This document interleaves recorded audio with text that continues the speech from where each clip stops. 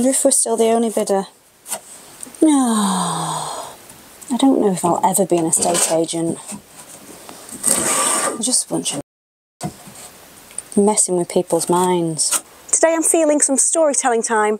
I think we should walk and talk. I'll tell you the absolute nightmare of problems we've had trying to buy a house. So if you're new here, welcome. I'm Vicky, the Carpenter's daughter. Now I feel like I've got to tell you a lot at the moment because I haven't been around for a while, and YouTube is a devil for not showing people my videos in their feed, and then all of a sudden I get messages to say, oh, I've not seen you for months, I've got a backlog. So that's why I thought I'd just let you know. But for the last 14 months actually, we've been living on a narrowboat. Now normally I do DIY videos renovating a house, but obviously on a narrowboat I've not been able to do that. And I've lived on that narrowboat with my husband and tri-border collie Hans, and in the first 2 months he was very unsettled. Now he's not normally a lap dog, but he just kept crawling, jumping on my lap, very nervous. He didn't know whether he was coming or going, and eventually he settled down. It was a while ago, 14 months ago, or maybe a bit more, when I've shared my last main video to say goodbye workshop, because we'd sold the house, then moved on to the boat, thinking we were going to be there 3 months tops because we were in the middle of buying another place. And we'd managed to lock ourselves into a very good mortgage rate compared to what they are today. I think it was about 2.1%. But that was just before interest rates started to go up significantly month on month, and banks were pulling all of their mortgage rates overnight just to revise everything, and lots of people had mortgages refused. And as it got tighter and tighter, this particular property that we loved had a septic tank, and they asked for a report on it, a survey. Now that is normal.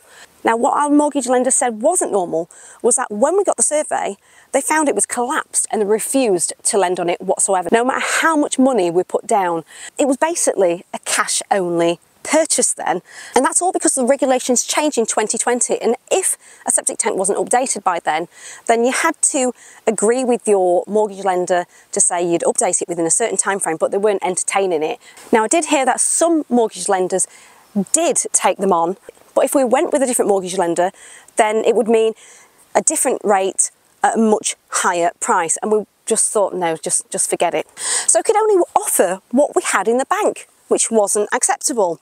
So we're back to square one again, but having to think differently, because all the properties we loved were basically probably going to be a cash only purchase, because they were rural. It was likely that we're going to have a septic tank, an oil tank as well, and the risk of when you find a property almost in the middle of nowhere, it's probably got a agricultural clause. By the way, if you've got any questions about any of this, just let me know below and I'll do my best to answer. Now you might be wondering what I was doing for work, because I wasn't sharing any content. Now I'm a full-time content creator, and one of the things that I started first was my food blog, tastyvicky.com. So I went back to that, do some housekeeping and focus on developing recipes. So ideally that's why we wanted to find a house that we could renovate, and also land where we could grow veg and be self-sufficient, particularly if there's another lockdown. I don't have to go out spending a fortune on food when I can grow it here, cook it and eat it. So at this part in our life, we are £2,000 down after paying for surveys, solicitor fees, paying for a mortgage advisor, and probably other things that I can't remember. And we've got nothing. We've got nothing to show for it. It's expensive so far. But because we know what we like, rural properties, we're now having to think, actually, scrap the idea of a mortgage. We're just going to have to look at cheaper houses and limit our criteria. And it was even harder, very hard. So I suppose there was a silver lining at this point, is that our energy bills, just the cost to run the boat, this is not including the licence fees and the mooring fees, it was about £50 a month for the heating, and just to run it back and forth or whatever, just tootle about on the canal. Whereas friends and family were telling us about how expensive their bills were, just a ridiculous amount. And so yes, if you do want cheap living, go on a boat. But we didn't get any access to any government grants at the time, because our permanent address was at my parents'. So we hadn't got a clue whether we'd find the right property or not. And we were looking at old barns with planning permission, even looking at land where in hope we'd get planning later. Now my husband loved living on the narrowboat a lot more than me, because I didn't have full access to my tools, and it was just quite frustrating at times. So one of his ideas was to live off the interest for a couple of years while the property market was declining, because at this point we did see signs, and then use the savings to buy a house. Now obviously if you don't need a house and you can wait, that could be a good option. But I vetoed that because I was still wanting to look, and I was hoping to find something that was just perfect. Now if you are in the same boat, excuse the pun, something that I highly recommend, and this is not sponsored, is to download and pay a subscription to the Property Log Chrome extension. It doesn't work on your mobile, but it will tell you a price list of historical prices, whether they go up and down. Now I'm feeling a video coming on translating the bull that some estate agents come out with and what they're not telling you, so you can read between the lines, because we've looked at properties all over every week, spent a fortune on diesel just trying to view a place. And we'd viewed everything, like houses made of asbestos, but in beautiful locations, a lot of houses with really bad subsidence where you feel drunk when you're walking around, properties with hidden agricultural clauses, really bad woodworm where you feel like you're going to fall through the upstairs floor, rising damp with huge holes in the ground that they don't show you in the pictures, the mouldiest house I've ever seen. Should have been wearing a mask for that one. Ones where houses don't have planning permission, but they're trying to get over the odds for it. Rural houses with gorgeous views. Then I'd look on the planning portal and find the farmer had sold it off to a building company for 500 new homes. So speaking of which, that's where we found house number 2, with gorgeous Lincolnshire Wold views, Lincolnshire farm. It had aviaries, perfect for a workshop to be tinkering around in, chicken coops, about 0.7 acres of a field so we can be self-sufficient, growing our own veg, and a bungalow that needed some doing up. It did have a few things like there was a leaking tank, hole in the dormer bungalow area, some rising damp that an expensive survey pulled up, no near neighbours, but also mice, rats or squirrels in the attic, which did creep me out a little bit.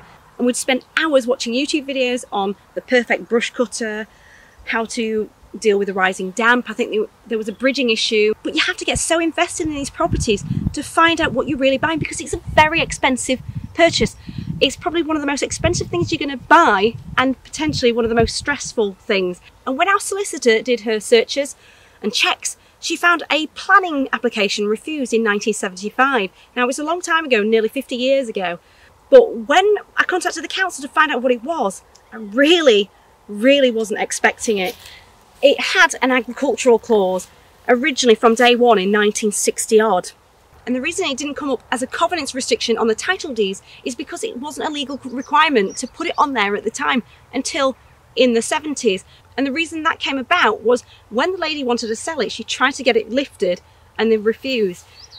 And because it was so long ago, I genuinely thought they'd just say, oh, it was ages ago, and we knew that planning applications had been approved for some farmland further down, and they'd be fine with it, and they just wouldn't budge. And we had a decision to make to either become farmers, where we don't know what we're doing, or buy it with an indemnity policy. Now, an indemnity policy wasn't going to work with this because the council knew, and that would make it void. So we had no choice but to pull out.